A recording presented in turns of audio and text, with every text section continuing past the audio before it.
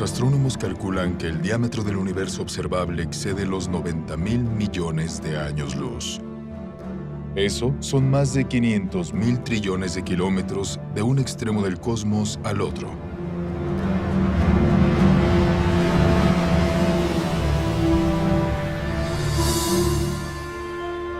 El universo contiene al menos 170.000 millones de galaxias, con tantas estrellas y planetas que su número sobrepasa los granos de arena de todas las playas del mundo.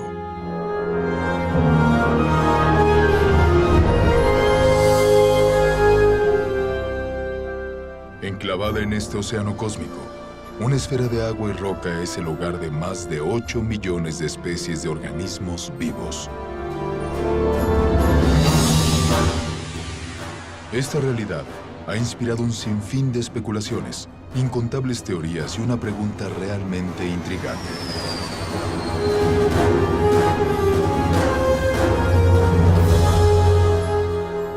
¿Cuáles eran las probabilidades de que la vida surgiera en el tercer planeta de un Sol que orbita dentro de uno de los brazos espirales de la Vía Láctea? ¿Tuvimos simplemente una suerte increíble? ¿O hubo algo más aparte de mera casualidad e interacciones aleatorias de materia y energía?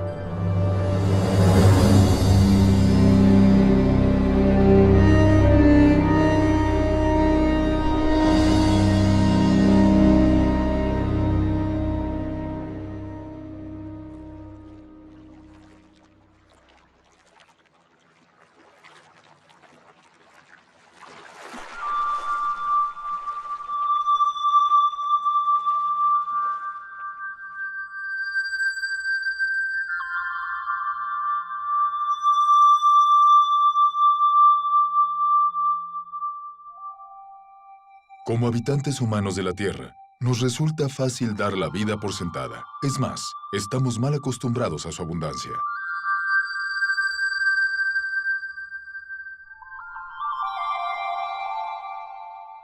El clima y la geografía de nuestro planeta sostiene una biosfera posiblemente única en el universo.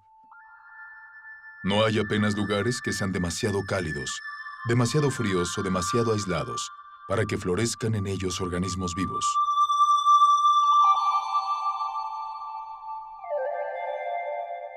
En medio de esta espectacular diversidad, uno de los mayores retos a los que se ha enfrentado la ciencia resuena en cada insecto, secuoya y ballena. ¿Cómo surgió la primera vida en un tiempo en el que no existía vida de ningún tipo? ¿Cómo se originó la vida en la Tierra? ¿Por dónde empezar? Es decir, hay decenas de teorías y te encuentras con una tremenda diversidad de puntos de vista, muchos de ellos contradictorios entre sí. Para comenzar, siquiera a intentar descifrar el misterio, tenemos que proporcionar suposiciones sobre lo que debió suceder en un pasado lejano.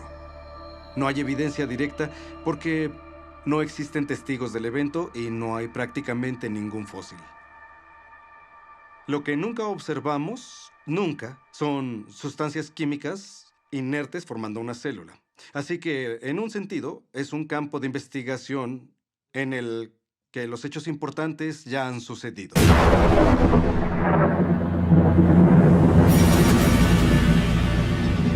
La historia primordial de la Tierra es, de hecho, una narración incompleta.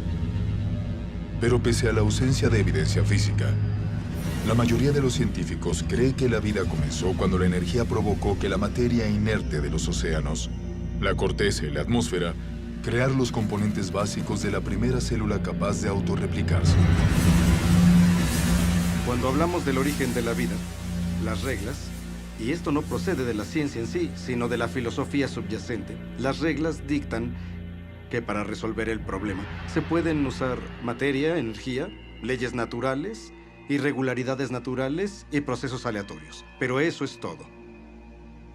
Lo que no se permite usar, fundamentalmente, según las llamadas reglas de la ciencia, es la mente o la inteligencia.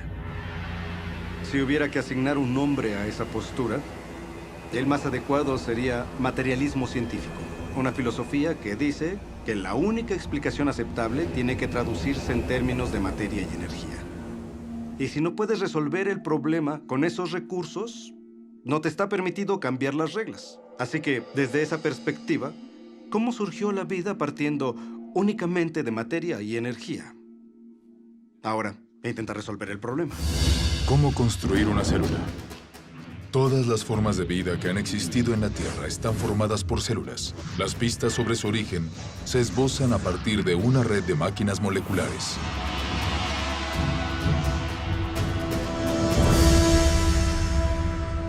Encerrados en una célula eucariótica moderna, complejos mecanismos biológicos realizan su trabajo suspendidos en líquido. Cada una de estas máquinas carece de vida, pero juntas posibilitan el crecimiento, el movimiento, el metabolismo y la reproducción, las funciones fundamentales de la vida. Cada componente de esta fábrica celular está formada por grandes moléculas compuestas. Las más numerosas son las proteínas. Funcionalmente diversas, las proteínas están diseñadas para desenrollar y copiar información genética de una cadena de ADN. Desencadenar reacciones químicas, acoplándose como un guante a los reactivos. Controlar el paso de electrolitos y nutrientes a través de la membrana celular. Y remolcar contenedores cargados de sustancias sobre andamios, también formados de proteínas, que se autoensamblan y extienden por la célula hasta donde sean necesarios. Ampliado 500.000 veces, un glóbulo rojo contiene 280 millones de proteínas de hemoglobina, diseñadas para transportar oxígeno. Al aislar una de ellas, descubrimos que cada proteína está formada por cientos de moléculas más pequeñas llamadas aminoácidos. Hay 20 tipos de aminoácidos en los organismos vivos. La estructura química característica de cada molécula permite la formación de más de 100.000 tipos distintos de proteínas. La construcción empieza cuando ciertos aminoácidos se organizan en una cadena. Un proceso a menudo comparado con ordenar letras de alfabeto para formar palabras y oraciones con sentido. Si los componentes básicos se encuentran en la secuencia correcta, la cadena se pliega, formando una proteína capaz de llevar a cabo su función dentro de la célula. Pero si los aminoácidos se colocan en un orden erróneo, la cadena no se pliega y, finalmente, se destruye. La célula viva más simple contiene al menos 300 tipos distintos de proteínas y la maquinaria biológica necesaria para crecer, reproducirse, transformar energía, almacenar y procesar información genética y proteger su contenido del mundo exterior. La primera célula viva requeriría componentes y funciones similares. Ahora, apliquemos estos conceptos básicos de química a una conocida teoría sobre el origen de la vida. Hace mucho tiempo que los científicos especulan acerca de océanos primordiales repletos de aminoácidos flotando y colisionando entre sí como autos de choque. Tal vez algunos de estos choques al azar produjeron una cadena lo suficientemente larga para plegarse y formar una proteína.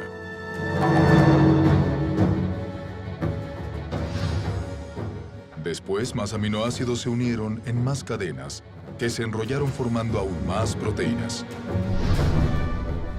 A su vez, otras moléculas complejas, incluyendo ácidos nucleicos, lípidos y azúcares, también se autoorganizaron, dando lugar a componentes esenciales. Y entonces, sin previsión ni dirección, surgió en este caldo químico la combinación precisa de moléculas para formar una membrana que encerró a todas y cada una de las máquinas específicas de una célula capaz de reproducirse. Y ahí la tienen, vida a partir de materia inerte. Todo eso suena muy razonable. El problema es que, en la Tierra primitiva, la complejidad interna necesaria solo para sobrevivir sería abrumadora. Porque la vida, tal como la conocemos, Se caracteriza por una gran cantidad de máquinas moleculares.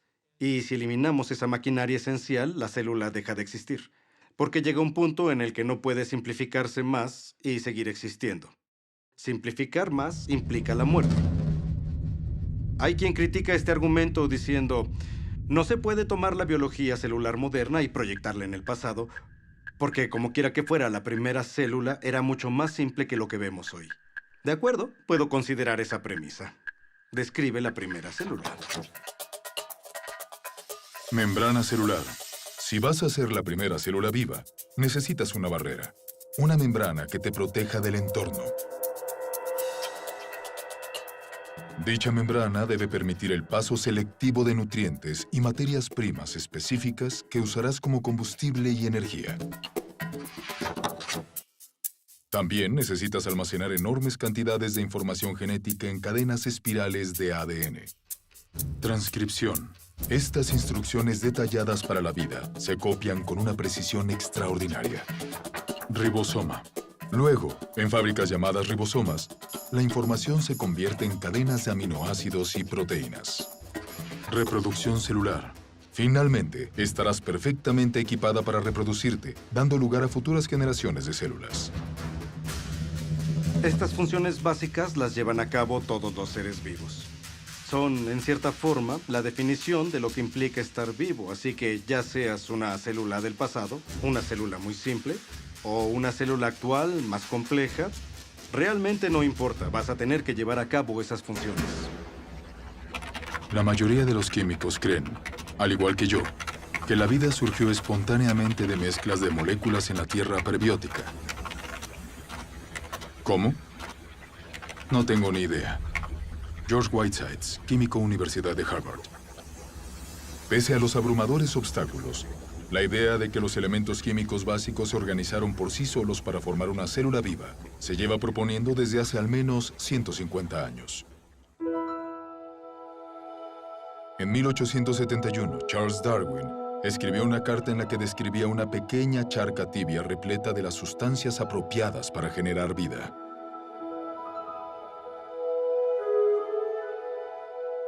Medio siglo después, el bioquímico ruso Alexander Oparin expandió las ideas de Darwin. En su libro El origen de la vida, teorizó sobre el caldo primordial y la progresión gradual desde compuestos químicos simples a una célula viva.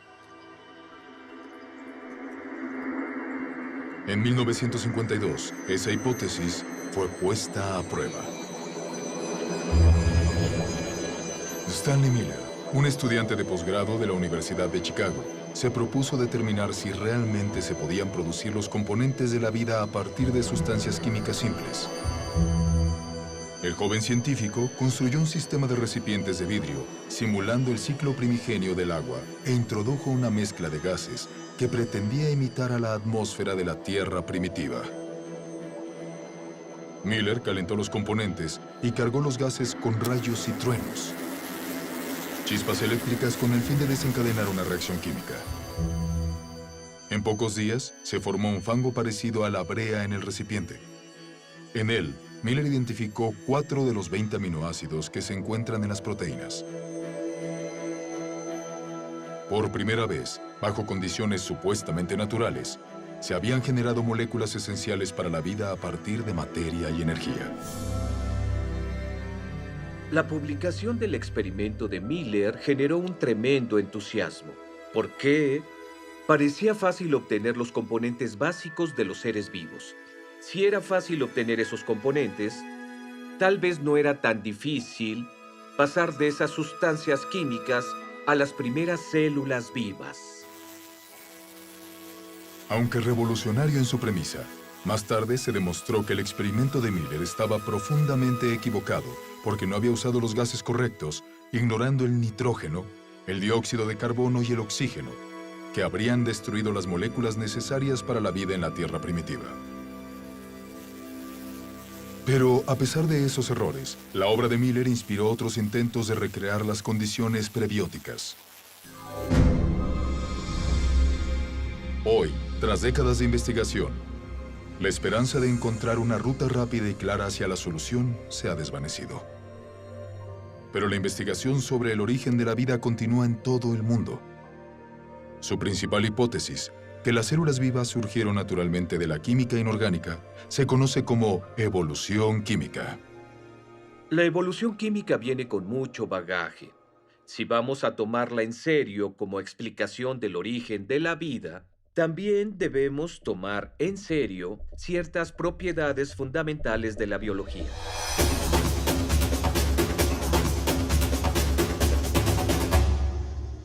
Las moléculas involucradas en la vida no tienen inteligencia, no tienen previsión, no tienen forma de saber qué necesitan hacer a continuación para ordenarse y poder convertirse en química orgánica.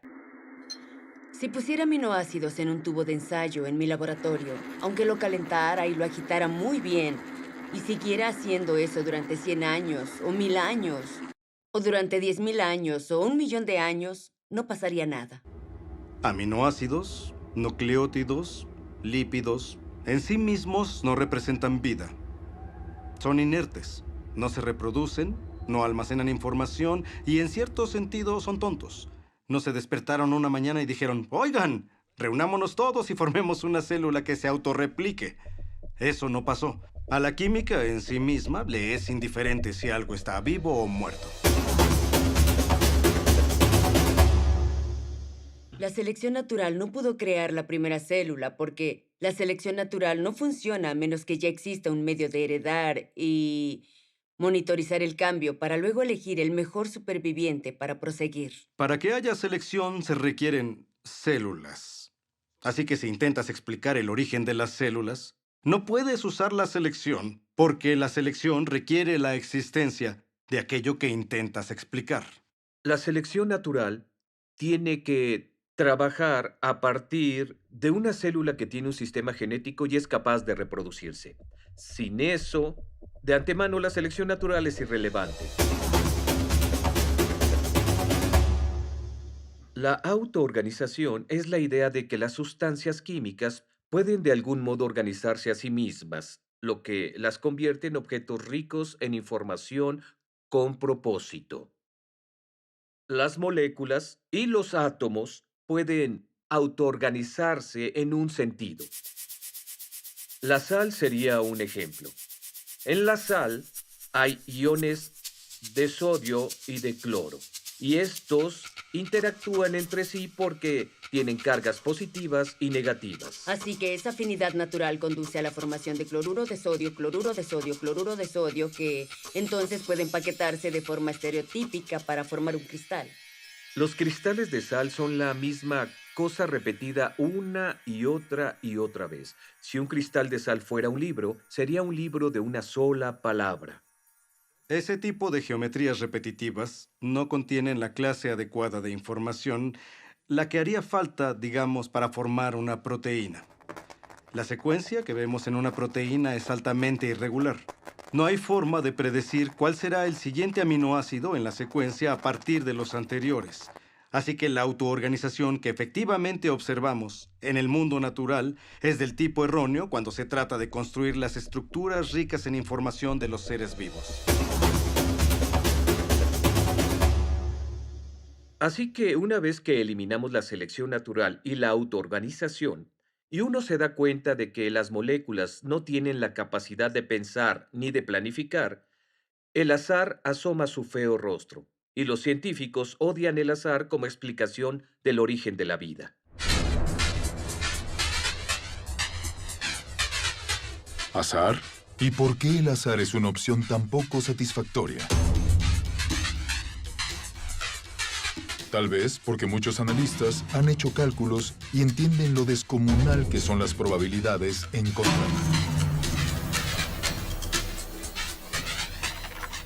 El azar se define como el elemento desconocido e impredecible en cualquier evento que no tiene causa asignable ni dirección por una ley natural o agente inteligente. Desde el siglo XVII, la herramienta usada habitualmente para predecir el resultado de dichos eventos se llama probabilidad matemática.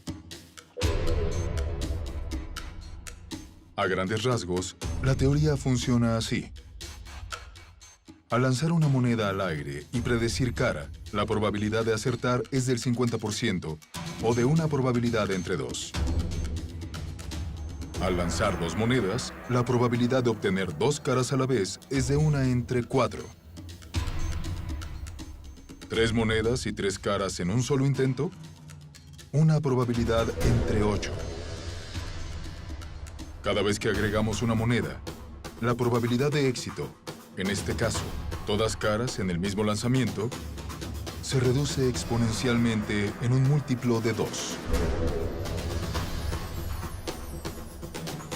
De modo que si se lanzan 10 monedas, la probabilidad de 10 caras es 1 entre 2 elevado a 10, o menos de 1 entre 1000.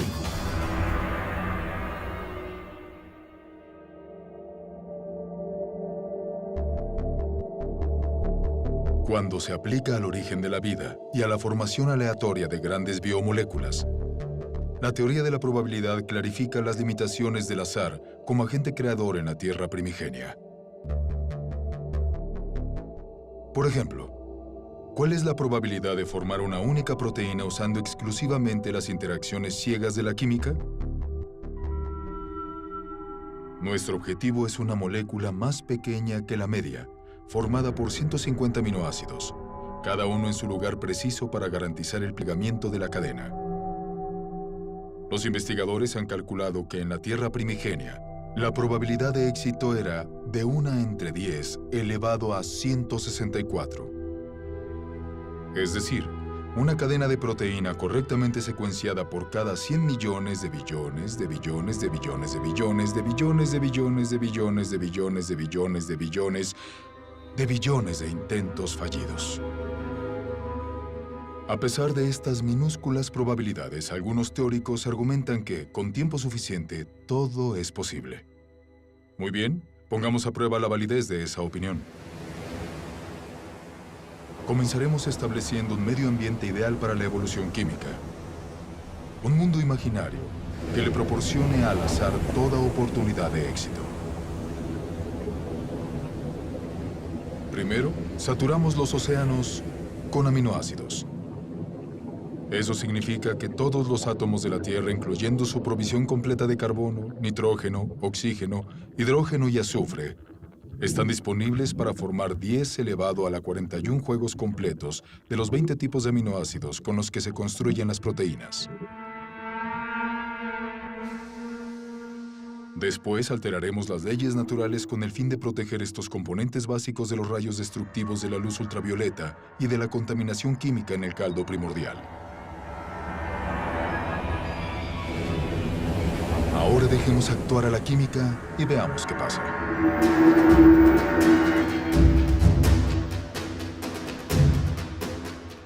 Los aminoácidos comienzan a unirse frenéticamente. En nuestro experimento, una cadena completa de 150 unidades se autoensamblan en apenas un segundo. Como los 20 tipos de aminoácidos están disponibles, en la mayoría de posiciones hay un 5% de probabilidad, o 1 entre 20, de que la molécula correcta se añada a la cadena. Si la secuencia es incorrecta, la cadena se destruye de inmediato y comienza un nuevo ensamblaje. En todo el planeta se llevarán a cabo 6 millones de billones de billones de billones de intentos de formar una cadena cada minuto.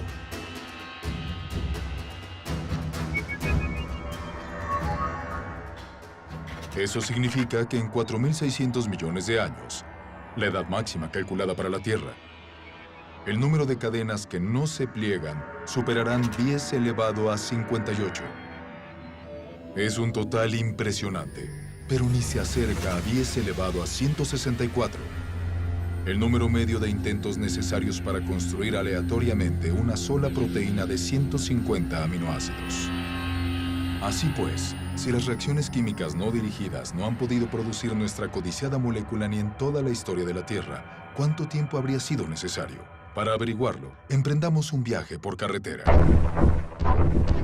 Comenzaremos erigiendo un puente que abarque el diámetro del universo observable, una distancia de más de 90.000 millones de años luz. Entonces colocaremos una ameba en un extremo del puente. Este organismo unicelular viajará a la temeraria velocidad de 30 centímetros al año. Y arranca. Mientras esperamos a que se forme una proteína al azar, la ameba se desliza por el puente durante más de 5.000 billones de años hasta cruzar el universo entero y luego regresar. Pero esta carrera apenas ha empezado. La ameba despega de nuevo. Logra llegar al extremo opuesto del cosmos y de vuelta al inicio. Sin embargo, aún no hay una sola proteína funcional a la vista. En el siguiente trayecto, le añadiremos una carga, un único átomo.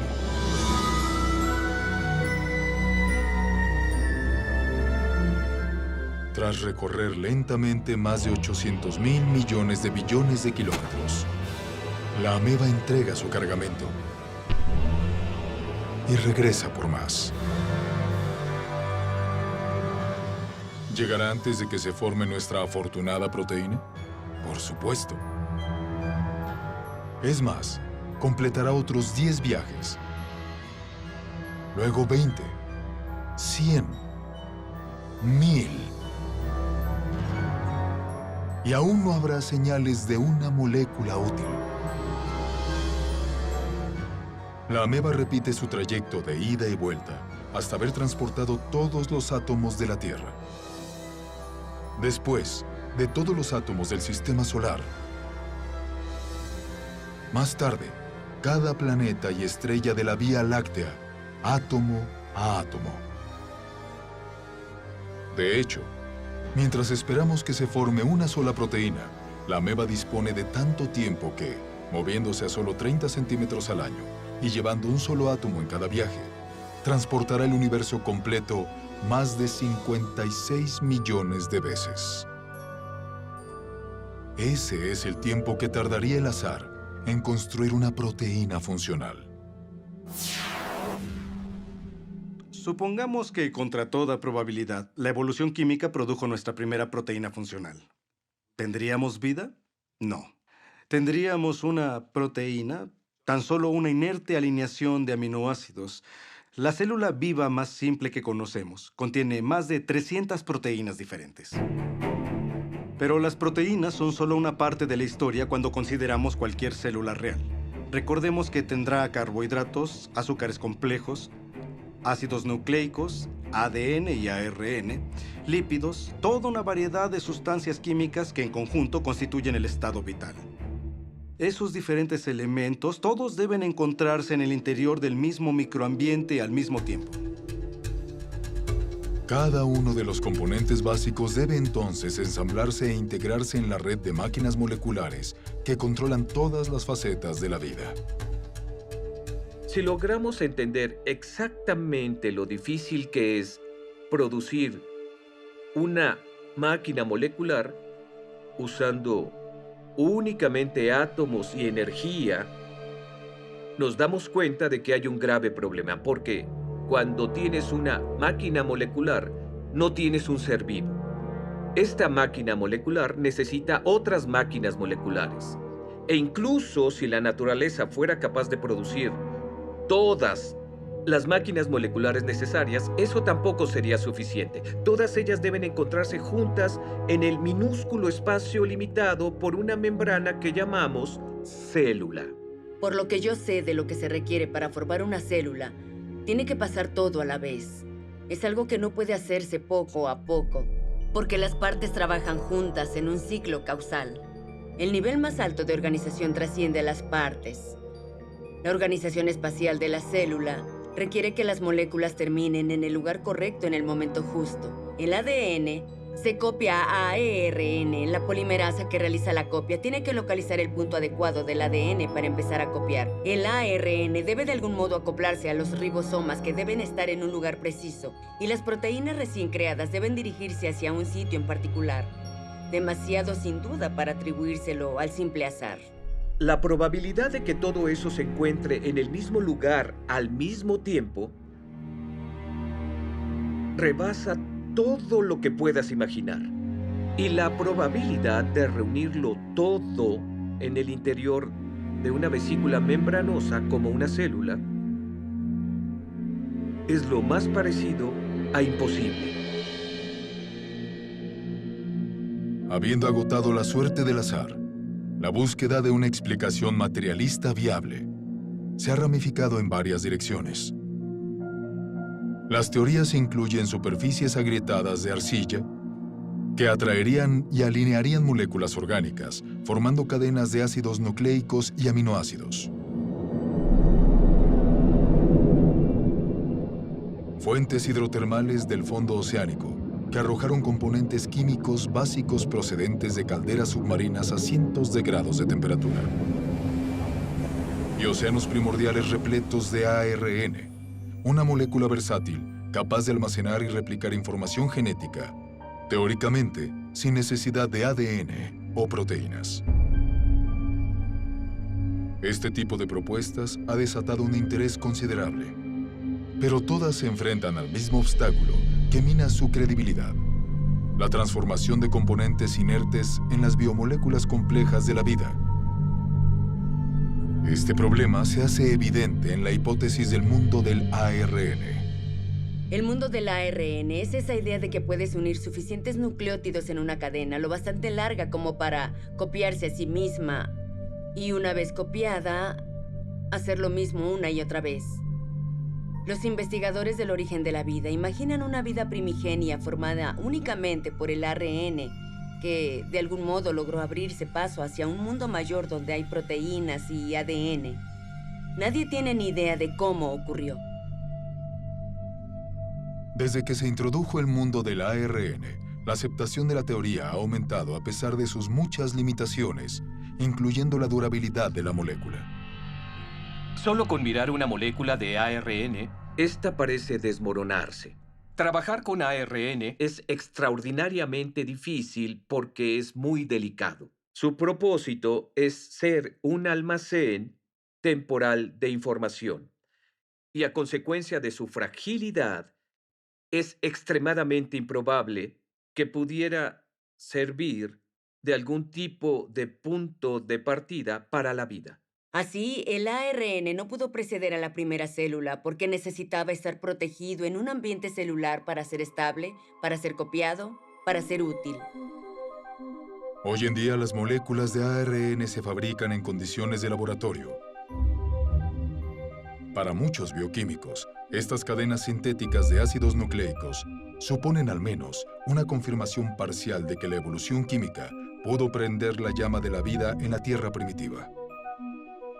Si quieres fabricar ARN en el laboratorio, tienes que desinfectar las superficies, limpiar las pipetas, usar guantes especiales y mantener todo cubierto y luego esperar que no se produzca contaminación, porque en ese caso, adiós ARN. Y entonces, tienes que resolver el problema de la secuenciación. Necesitas científicos que trabajen duro secuenciando el ARN y probando diferentes combinaciones, hasta encontrar una que quizá pueda copiarse a sí misma. De modo que necesitas una cadena compleja de ARN que funcione a la vez como enzima y como molécula hereditaria. Y son mentes más brillantes del mundo las que trabajan en esto y no han logrado solucionar el problema. Reflexionando sobre el origen de la vida y las implicaciones del ARN sintético, el químico Robert Shapiro dijo: "El fallo de esta clase de investigación no está en la química. El error está en la lógica de pensar que el control experimental que existe en un laboratorio moderno pudo estar disponible en la Tierra primigenia. En realidad, las probabilidades en contra de que el ARN se formase por sí solo son astronómicas." Fabricar ARN en un laboratorio requiere una gran dosis de inteligencia, previsión, planificación y ejecución cuidadosas. Así que lograr la secuencia correcta, sin el máximo cuidado, sin plena intención, es imposible. Las probabilidades de la evolución química se reducen aún más ante la composición del caldo primordial. Si realmente hubo un caldo primordial, químicamente habría sido un caos absoluto. Todo tipo de reacciones químicas cruzadas compitiendo entre sí habrían tenido lugar, interfiriendo con la química deseada.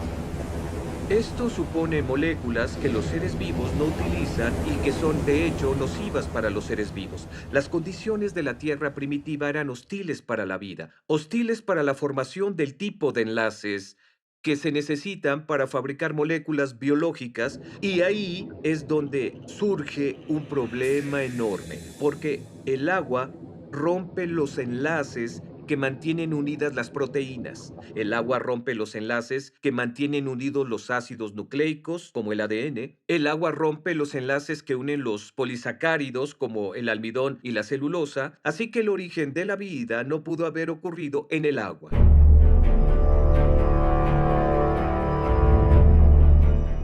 Al enfrentar obstáculos insalvables en la Tierra, algunos científicos han expandido las fronteras de su búsqueda.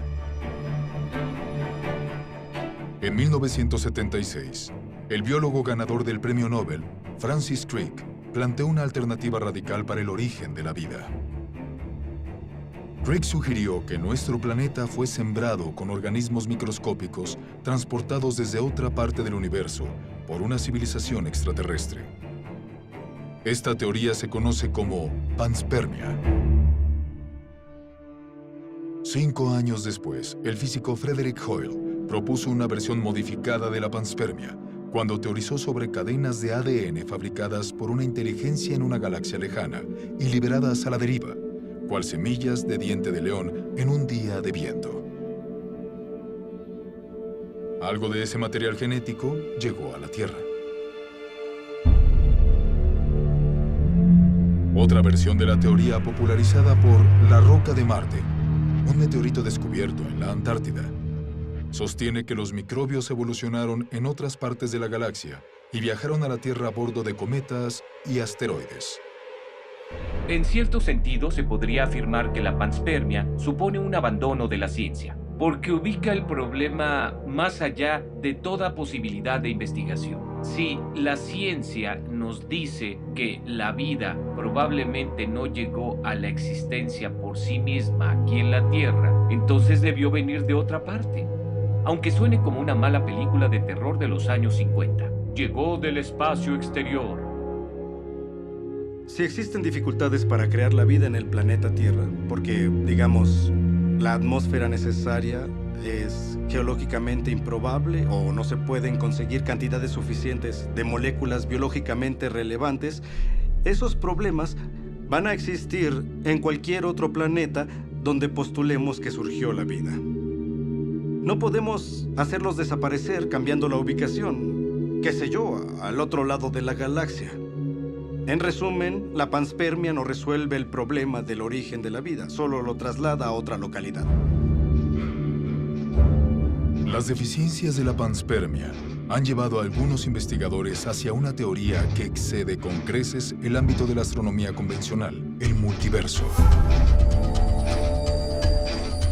Según esta hipótesis, el nuestro no es el único universo. En lugar de ello, millones o billones de universos se generaron en el pasado por algún proceso natural desconocido. Y al aumentar exponencialmente las oportunidades, las probabilidades imposibles se volvieron probables. Hasta que, inevitablemente, con el paso del tiempo, la combinación precisa de materias primas, entorno, leyes naturales y una gran dosis de suerte produjeron las moléculas y la maquinaria biológica requeridas para la primera célula viva. En otras palabras, en un vasto océano teórico de universos, alguien tenía que ganar la lotería cósmica y fuimos nosotros.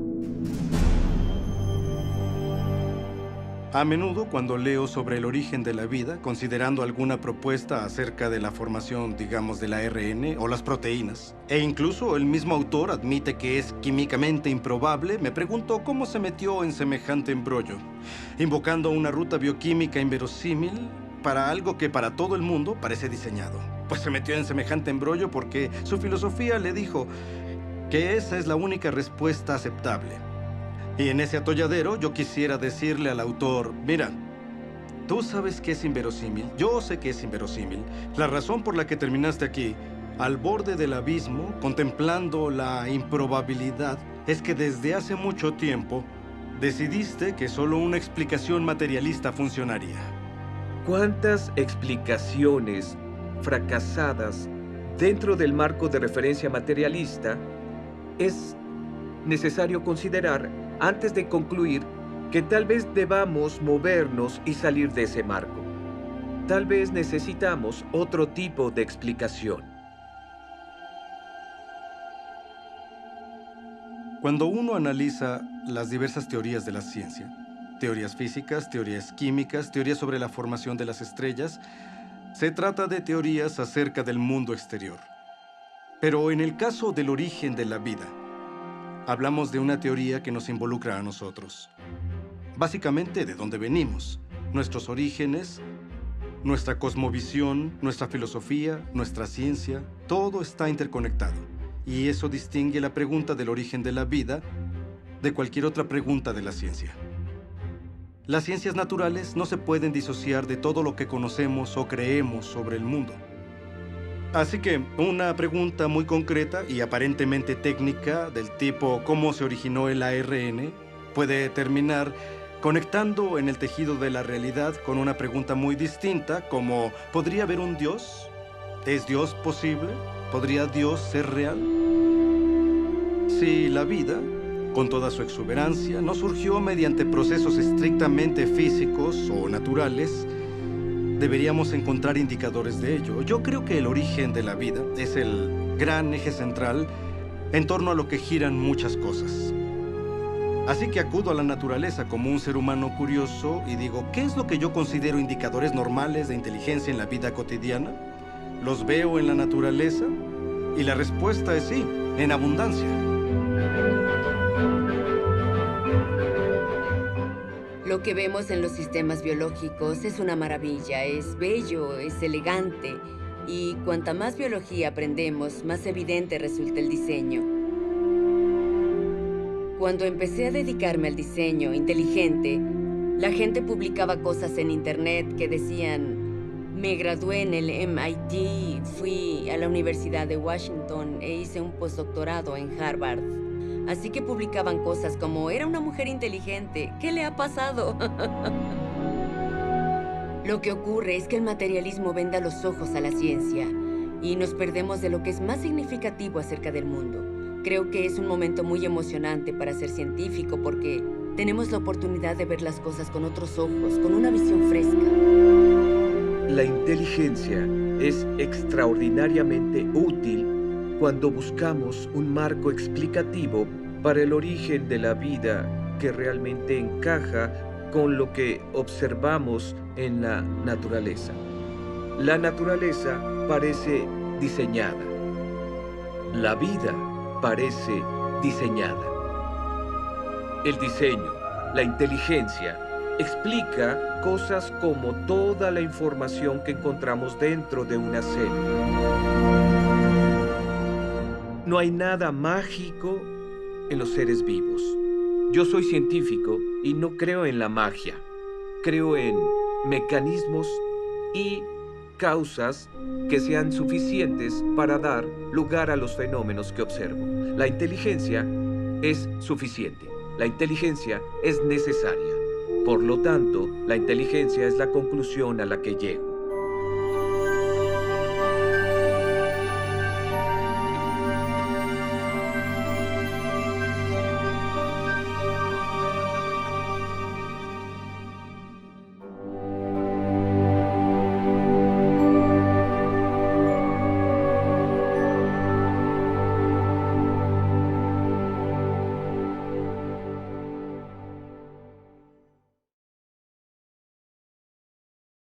Espero que hayan disfrutado de Origen. Ha sido emocionante formar parte de un proyecto que aborda directamente las grandes preguntas que influyen profundamente en nuestra visión del mundo, a tantos niveles. ¿Cómo comenzó la vida? ¿Las interacciones aleatorias de materia y energía produjeron las primeras células? ¿O la vida solo puede explicarse como la creación especial de Dios? Durante los últimos 30 años, los avances tecnológicos han posibilitado a los investigadores a descubrir y visualizar la compleja red de máquinas biológicas que trabajan dentro de cada célula viva. Este conocimiento ha inspirado el desarrollo de una argumentación científica convincente a favor del diseño inteligente y el origen de la vida. Se trata de argumentos basados en la evidencia, la lógica y la razón. A continuación les mostraremos un cortometraje que explica los principios básicos de esta teoría, que algún día podría revolucionar cómo se entiende, se practica y se enseña la ciencia en todo el mundo.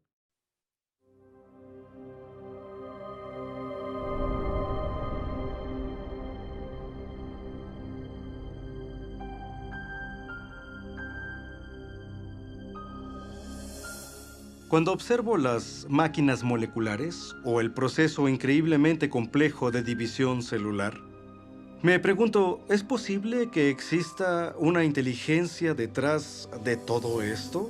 ¿Que haya un plan y un propósito para esta estructura? La ciencia debería ser una búsqueda de la verdad acerca del mundo. No deberíamos prejuzgar lo que podría o no ser cierto. No deberíamos decir, no me gusta esta explicación, así que voy a dejarla de lado. Sino que al toparnos con un enigma en la naturaleza, deberíamos abordarlo considerando todas las causas posibles que podrían explicarlo. Una de las cosas que me molesta de la teoría de la evolución es que descarta artificialmente un tipo de causa antes incluso de considerar la evidencia. Y la causa que se descarta es la inteligencia. Desde finales del siglo XIX, desde la época de Darwin, debido en parte a lo que Darwin escribió en El origen de las especies, los científicos llegaron a aceptar cierto consenso, una definición de ciencia que excluía la posibilidad de considerar el diseño como explicación científica. Y ese consenso tiene nombre, se le llama naturalismo metodológico. Y simplemente significa que para ser científico uno debe limitarse a explicaciones que impliquen solo causas naturales. No se puede invocar una causa inteligente. Sin embargo, curiosamente, inferimos inteligencia todo el tiempo. Una parte de nuestro razonamiento cotidiano es reconocer los efectos de la inteligencia. Consideremos, por ejemplo, estos jeroglíficos grabados en las ruinas de monumentos egipcios. Nadie atribuiría las formas y la disposición de estos símbolos a causas naturales como tormentas de arena o erosión. En lugar de eso, los reconocemos como la obra de antiguos escribas de agentes humanos inteligentes. Un razonamiento similar nos hace concluir que las misteriosas figuras de piedra de las costas de la isla de Pascua no se formaron por obra del viento y el agua durante largos periodos de tiempo.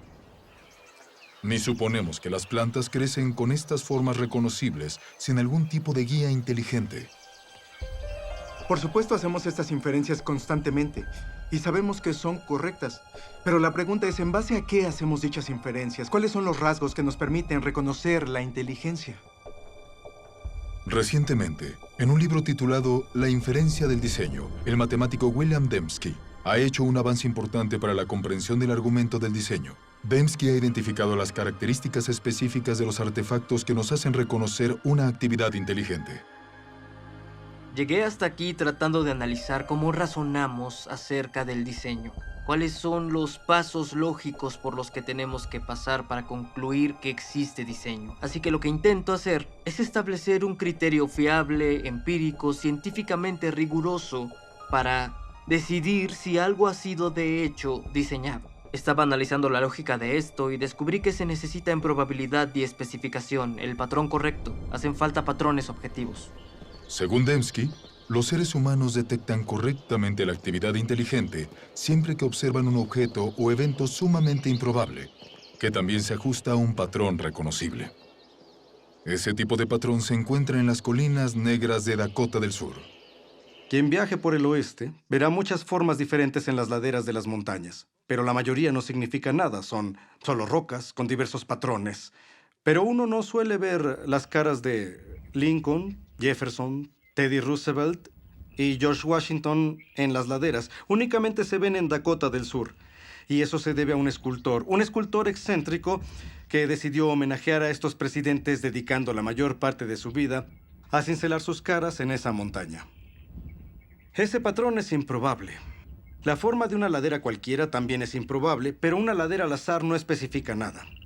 Pero sabemos que hubo 4 hombres que fueron presidentes de los Estados Unidos que tenían patrones particulares en sus caras, y los patrones de la ladera de la montaña de Dakota del Sur coinciden con los patrones de sus caras en otros lugares. Si alzo la vista y miro las caras, reconozco inmediatamente que coinciden con las caras de los 4 presidentes que he visto antes en billetes o retratos de la Galería Nacional o en fotografías de libros. Así me doy cuenta que cuando miro el monte Rushmore no solo encuentro una configuración de roca altamente improbable, sino una que coincide con un patrón independiente, lo que sin duda indica inteligencia.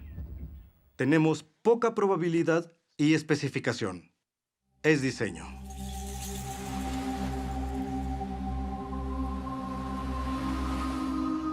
En una playa, otro patrón improbable grabado en la arena ilustra cómo detectamos el diseño.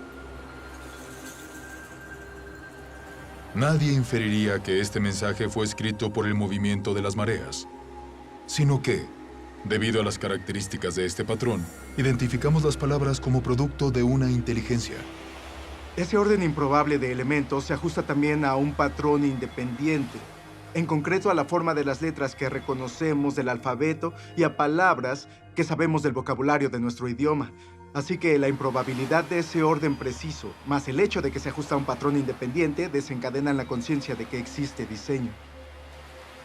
Este ejemplo sugiere que los criterios de William Dembski para la detección de diseño, improbabilidad y especificación son, en esencia, equivalentes a información. El tipo de información presente no solo en fotografías, textos y secuencias numéricas, sino también codificada en el software informático y las señales de radio. La capacidad de detectar información en transmisiones electromagnéticas ha hecho posible una búsqueda única de inteligencia. Desde hace más de 3 décadas, los astrónomos del programa SETI, de búsqueda de inteligencia extraterrestre, monitorizan señales de radio del espacio exterior intentando encontrar patrones que contengan información. Normalmente, los radiotelescopios reciben ruido al azar o señales repetitivas simples producidas de forma natural por estrellas, galaxias y otros cuerpos celestes. Pero los astrónomos reconocen que si alguna vez identificaran una señal que contuviera información, esto confirmaría la existencia de vida extraterrestre inteligente. Se ha especulado que alguna civilización extraterrestre podría haber intentado comunicarse utilizando el lenguaje universal de las matemáticas, tal vez mediante un patrón reconocible como una serie de números primos. No se puede obtener esa serie al azar, se necesitan complejidad o improbabilidad, muchos números primos, y también se necesita un patrón. Y tiene que ser el tipo correcto de patrón, no es un patrón impuesto. Es un patrón que está ahí objetivamente. Hasta la fecha, el programa SETI no ha detectado ningún patrón o información que indique la existencia de inteligencia en alguna galaxia lejana.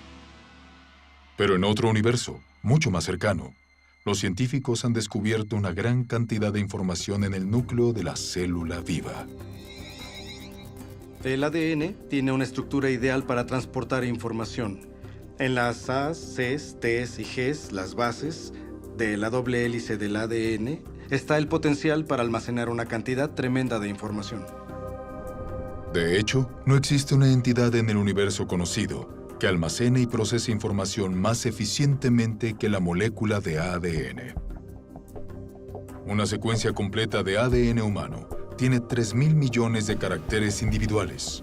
El análisis de las regiones codificadas de la molécula de ADN muestra que sus caracteres químicos se encuentran en un orden específico que permite transmitir instrucciones o información detallada, como las letras en una oración con sentido o los dígitos binarios del código informático. Bill Gates ha dicho que el ADN es como un programa informático, solo que mucho más complejo que cualquiera que hayamos podido inventar.